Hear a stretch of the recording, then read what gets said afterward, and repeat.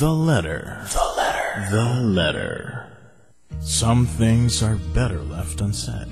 Bakit kaya niya ako iniwan? Some emotions kept. I'm sorry, hindi ko nasabi sa'yo how much I loved you before. Sobrang mahal kita, and I even let you go. Mga mabibigat na saloobin na hindi madaling sambitin. I hate you. You ruined my life. You ruined my life. Pagmamahal, pasasalamat, pag-alala, o simpleng lihim na pagtingin. Alam naman natin pareho na hindi pagiging pagkaibigan yung kinikilos natin. Pero yung pinapadama mo sa akin, yung kinikilos mo towards me, it's more than that. I can honestly say na I love this person. Don't keep it to yourself any longer. You have a friend in Papa Jack. The letter. The letter. Sulat na.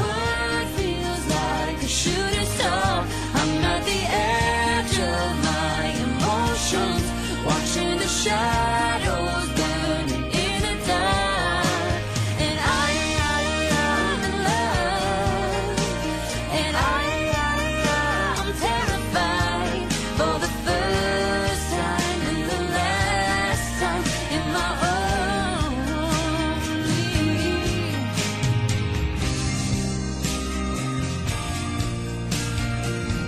Mga kaibigan, na paggawa ng sulat para sa mga taong bahagi ng ating buhay ay ang bisang paraan para gumaan ang ating nararamdaman.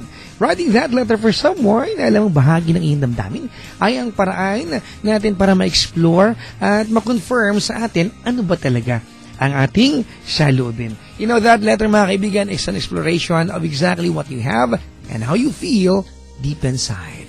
And tonight, mga kaibigan, we're going to read few letters. Actually, 2 sulat ito.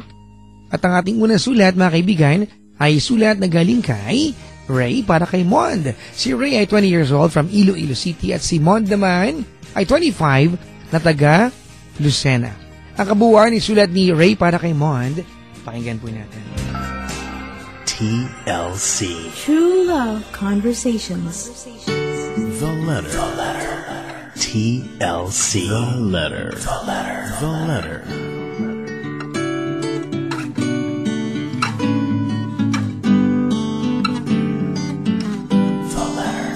Sabi ng letter ni Ray para kay Mond, Dear Mond, The letter. noong nakilala kita, I really thought you were the best. Ikaw lang ang workmate ko na nag-welcome sa akin ng buo. I've always treasured you as a special friend since then.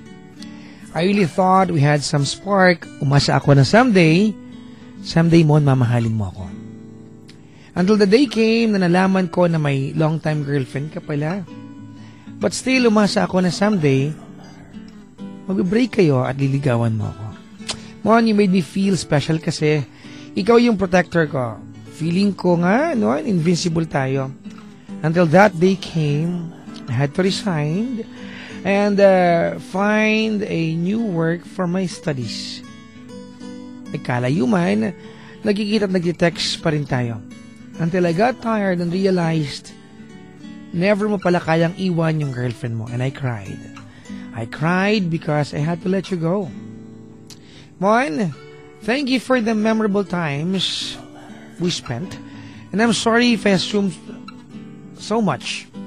I wish you well, Mon, and I wish that your plans will all come true. Lastly, I love you. From your Chubs, Ray. I can feel you calling. There's no place that I'd rather be.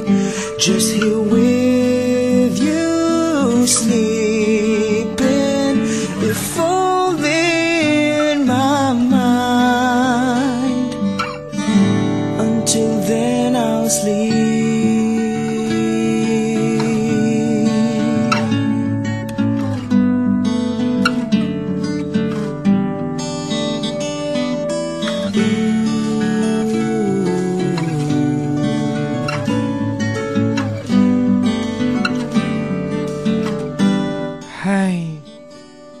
Pilingera. Totoo naman. Iba, ano? Alam mo, when you commit yourself into a guy na may jowang iba, huwag mo i-assume na baka hiwalayan niya yun. How can you expect that person to give you the first class treatment when you trained him and taught him na pwede kang second class? I just really hope that you are happy with it. I just really hope that nung times na magkasama kayo ni Raymond or Mon, sorry ina-assume ko yung pangalan niya, Mon, naging masaya ka. At least nagkahiwalay man kayo, alam natin na once upon a time, hindi ba naging kumpleto at buo yung pagsasama ninyo. Bilang magpartner na legal, at least nagawa mong umiti at tumawa na parang walang bukas. I wish you all the best, Ray.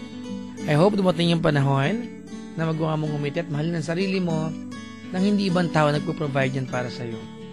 Kaya mga kaibigan, that the reason to smile cannot only be provided by somebody. Pwedeng galing lang sa atin. Well, I know, it's easier said than done, but it's not impossible. Pwedeng gawin. Ray, in the end, pag kinutsa ka ng mga taong nakaalam na pumayag ka sa setup na to, in the end, you are just going to tell them nagmahal ka lang. You may be right. Next time, pag nagmahal tayo, samahan nyo ng konting utak yung kate. Wala masabi-sabi lang. Mga kaibigan, I'm playing a song from Sheena Eastern. Hope you'll all like this. Almost Over You. Ang Tagalog niya ay, malapit na akong nakapatong sa'yo. Diba? Diba? Pag I'll be over you, papatong ako sa'yo. Pag I'm over you, ay, nakapatong ako, yay! Ano ba yan? Nagulo ko na naman. Alam niyo mga kaibigan, na yung pinaka masakit sa lahat, yung nag-break na kayo, tapos makikita mo yung mga kaibigan na nabuo nyo nung kayo magkasama, tapos magtatanong sila, uy, kamusta na kayo? Bad trip, di ba? Ang sarap sampalin ng Crocs. I saw an old friend of ours today. She asked about you. I didn't quite know what to say. Heard you've been making the rounds round here, while I've been trying to make tears disappear. Now I'm almost over you. I've almost shook these blues. So when you come back around after painting the town, you see I'm almost over you.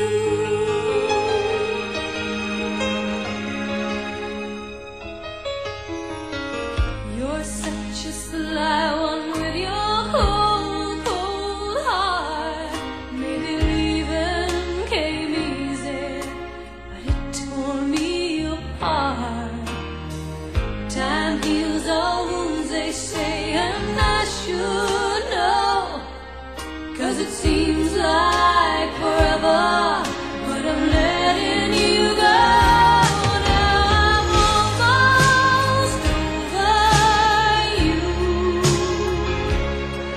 I've almost shook these blues. So when you come back around after painting the town, you see I'm almost over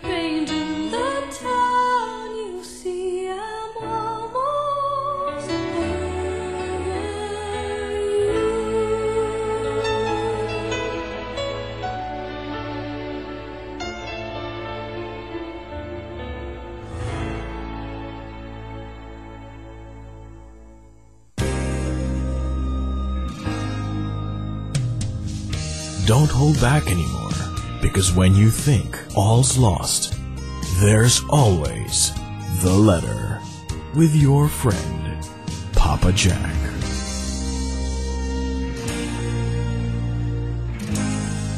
The letter. The letter. Sulat na.